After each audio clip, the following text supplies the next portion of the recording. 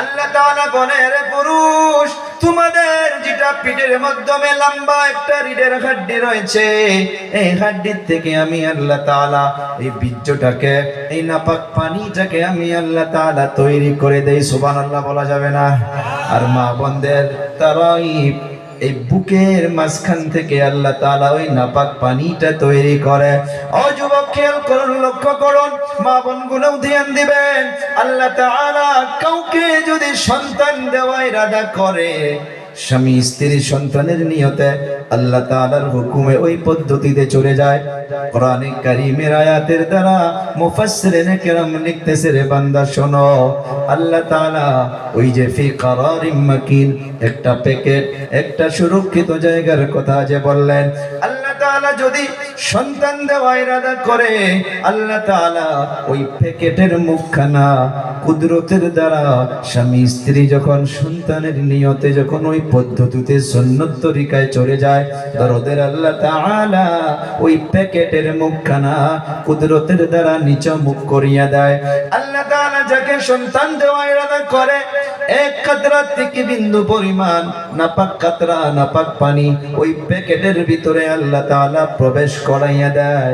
তাফসীরের মাধ্যমে পাওয়া যাচ্ছে, রে বান্দা, তোমার হাকিকত শুরু হইয়া গেল। কেউ নাই ওই জায়গার মাধ্যমে, কোনো ডক্টর নাই, কোনো সায়েন্সদান নাই, কোনো বৈজ্ঞানিক নাই। আমি আল্লাহ তাআলা এত কুদরতের মালিক। লাহে করে ওই প্যাকেটখানা আমি মুখখানা বন্ধ করিয়ে দেই। মুখখানা বন্ধ করিয়ে দেওয়ার পর অটোমেটিক ভাবে ওই কভারটা আমি উপর মুখ করিয়া দেই। খেয়াল করবেন রে বাবা, সম্মুখে যারা আসেন হিসাবগুলো মনে রাখবেন। প্রথম নাম্বারে হইতেছে কোরআনে কারীমে মাটির পর বীর্য। এই বীর্যটাকে আল্লাহ তাআলা ওই প্যাকেটের ভিতরে আল্লাহ প্যাক করাইয়া দিল। দরদের আল্লাহ তাআলা বলতেছে, রে বান্দা শোনো, কত মা 1 মাস 1.5 মাসে বাচ্চা নষ্ট হইয়া যায়, 2 মাসে বাচ্চা নষ্ট হইয়া যায়। আমি আপনি কোনোদিন আল্লাহ তাআলাকে অ্যাপ্লিকেশন করি নাই, আল্লাহ তাআলাকে কোনো দরখাস্ত করি নাই। আল্লাহ তাআলা চাইলে আমাকেও শেষ করে দিতে পারতো রে বাবা। 2 মাসের মাধ্যমে কত মা 2 মাসেই বাচ্চা দুনিয়া থেকে, পেটের থেকে চলে যায়। আল্লাহ তাআলা কত কুদরতের মালিক। ওই প্যাকেটের ভিতরে দরদের আল্লাহ তাআলা এই বীর্যটাকে, এই নাপাক পানিটাকে 40 দিন পর্যন্ত আল্লাহ তাআলা কুদরতের নজর দিয়া তাকায়। 40 দিন পর্যন্ত এই বীর্যটাকে আল্লাহ তাআলা কারিগরি করে। আল্লাহ তাআলা এরপরে কোরআনের মাধ্যমে বলতেছে, রে বাবা শুনুন, সুম্মা জাআলনান নুতফাতা আলাকা, আলাকা বানাইয়া দেয়। আলাকা শব্দের মানা হইতেছে একটা জমাট রক্ত, জমাট রক্ত, জমাট রক্ত। ও বাবা, এটা কারো ইতিহাস নয়, আমার ইতিহাস, আপনার ইতিহাস। আমিও মায়ের পেটের ভিতরে এমন ভাবে ছিলাম। আয়াত শুরু করেছি আল্লাহর কুদরত, আল্লাহর গবেষণা। আল্লাহ যে বলল, রে বান্দা তুমি গবেষণা করো, তুমি চিন্তা করো, তুমি নিজেই নিজেকে তাকাইয়া দেখো। আল্লাহ তাআলা বলেন যে আমি এই নুতফাটাকে 40 দিন পর্যন্ত ওই ফি কারারিম মাকিন, ওই প্যাকেটের ভিতরে আমি আল্লাহ তাআলা রাখি। ওই প্যাকেটের ভিতরে 40 দিন যখন পার হইয়া যায়, 40 দিন পর আমি আল্লাহ তাআলা এইটাকে একটা জমা রক্ত বানাইয়া দেই। চিল্লাইয়া সুবহানাল্লাহ বলি। ও বাবা, আমিও ছিলাম ওই বীর্যর পর আল্লাহ তাআলা একটা জমাট রক্ত বানাইয়া দিছে। এই জমাট রক্তটার উপরে আল্লাহ তাআলা আবার 40 দিন কুদরতের নজর দিয়া তাকায়, কুদরতের নজর দিয়া তাকায়।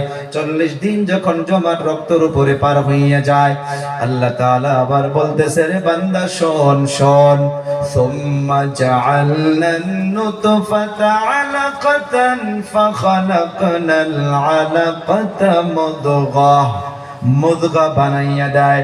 জানতে হবে মানুষের হাকিকত নুতফা নাম্বার 2, আলাকা নাম্বার 3 হইতেছে মুদগা। ও বাবারা, বন্ধুরা, সায়েন্সের বাচ্চারা যারা ডক্টরি পড়তেছে রে বাবা, তারা খেয়াল করবেন, গুগলের মাধ্যমে সার্চ করে দেখবেন মুদগা কাকে বলে। আল্লাহ তাআলা 40 দিন নুতফাকে রাখলেন, 40 দিন জমাট রক্তকে রাখলেন, তারপর আর 40 দিন পর দরদের আল্লাহ তাআলা এইটাকে একটা গোশতের টুকরা বানাইয়া দিলেন। সুবহানাল্লাহ। বাড়ি গিয়া কমু নাকি? ও বাবা, মুদগা কাকে বলে? মুদগা শব্দের মাধ্যমে 3টা বস্তু পাওয়া যাবে। সার্চ করে দেখবেন রে বাবা। পারা নাম্বার 18 বলে দিলাম, পৃষ্ঠা নাম্বার 1 বললাম, সূরার নাম সূরাতুল মুমিনুন বললাম, আয়াত নাম্বার 12, 13, 14 কথা বললাম। মুদগা শব্দের ভিতরে 3টা বস্তু পাওয়া যাবে।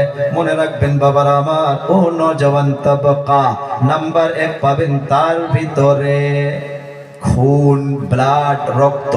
নাম্বার 2 পাবেন তার ভিতরে চর্বি। নাম্বার 3 পাবেন রে বাবা দোড়া কাটা নিশানি। একটা রবারের মাধ্যমে চেপা দিলে যেমন নিশানি হইয়া থাকে, এইটা ওই মায়ের পেটের ভিতরে, ওই প্যাকেট, ওই কভারের ভিতরে একটা সাইটের মাধ্যমে এমন ভাবে ঝুলন্ত অবস্থায় থাকে। ও যুবক, ও বাবারা, বন্ধুরা, আমি আপনি কোনোদিন অ্যাপ্লিকেশন করি নাই, কোনোদিন দরখাস্ত করি নাই।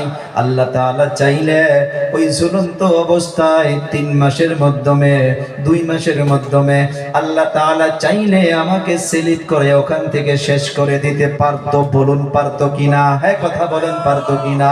কোনোদিন দরখাস্ত করি নাই, কোনো অ্যাপ্লিকেশন করি নাই।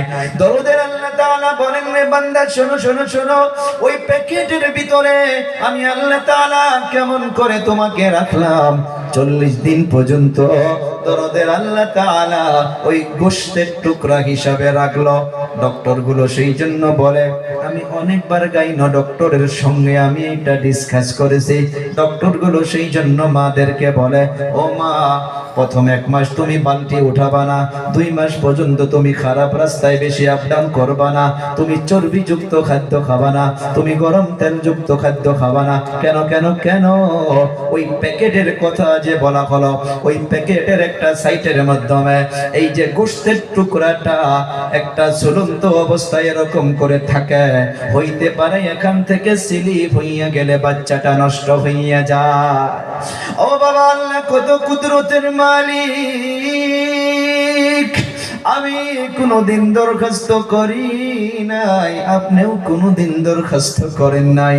আল্লাহ দয়া করিয়া আমাকে আপনাকে মায়ের পেটের ভিতরে রাখছে 40 দিন আবার এই গোশতের টুকরার উপরে পার হইয়া যায়। এই জায়গার মাধ্যমে আরেকটা খেয়াল করবেন, আরেকটা লক্ষ্য করবেন, মুফাসসিরিনে কেরাম, মুহাদ্দিসিনে কেরাম আরেকটা বস্তু টাচ দিয়েছে রে বাবারা আমার। দুনিয়ার জমিনে এই সময় যখন গোশতের টুকরা হইয়া যায়, এর আগে আল্লাহ তাআলা একটা ফেরেশতাকে হুকুম করে। ওই শুরুর আয়াতটা মনে রাখবেন। আওয়াজ সুন্দর হয়েছে ভাইজান, হালকা আওয়াজটা বাড়ায়া দাও। হ্যাঁ, দূরে নিলে কমে যায়। সেটিং সুন্দর হয়েছে, মাশাআল্লাহ। এর মাধ্যমে ফেরেশতা একটা বস্তু খেয়াল করুন, লক্ষ্য করুন। আল্লাহ তাআলা ফেরেশতাকে হুকুম করে, ও ফেরেশতা, চলে যা চলে যা চলে যা। কোথায় চলে যাবে? দুনিয়ার মাধ্যমে দেখবেন মানুষকে কবর দেওয়া নিয়ে মারামারি করা হয়, অনেক গোসা করা হয়। অমুক সন্তান বলে বাবাকে অমুক জায়গায় রাখা হবে, আর এক সন্তান বলে বাবাকে অমুক জায়গায় রাখা হবে, আবার এলাকাবাসী বলে না না, আঞ্চলিক কবরস্থানে রাখা হবে। ঠেলা ঘেঁষা হয় না? নাই, অবশ্যই ঠেলা ঘেঁষা হয়। মুহাদ্দিসিনে কেরাম লিখেছেন, আল্লাহ তাআলা একটা ফেরেশতাকে পাঠিয়ে দেয়। ওই ফেরেশতাকে আল্লাহ তাআলা হুকুম করে, রে বান্দা যা, ও ফেরেশতা যা, ওই মাটির মাধ্যমে চলে যা। আমি যে আদম অমুকের স্ত্রীর গর্ভের মাধ্যমে আমি যাকে বানাইতে যাচ্ছি, তার কবরটা ওই জায়গার মাধ্যমে হবে। ও ফেরেশতা, তুমি চলে যাও, ওই জায়গা থেকে তুমি এক চিমটি মাটি নিয়া ওই মায়ের পেটের ভিতরে চলে যাও। ওই মাটিটা ওই জায়গার মাধ্যমে নিয়ে গিয়া মায়ের পেটের ভিতরে তুমি মিশ্রণ করিয়া দাও, তুমি মিক্স করিয়া দাও। অর্থাৎ এর ব্যাখ্যা হইতেছে রে বান্দা শোনো, তোমাকে ওই জায়গার মাটি দিয়ে যে মায়ের পেটের ভিতরে মিশ্রণ করা হলো, তোমার কবর ওই জায়গার মাধ্যমে হবে যে জায়গার মাটি তোমার মায়ের পেটের ভিতরে মিশ্রণ করা হয়েছে। ওই যে আয়াতের ব্যাখ্যা শুনুন।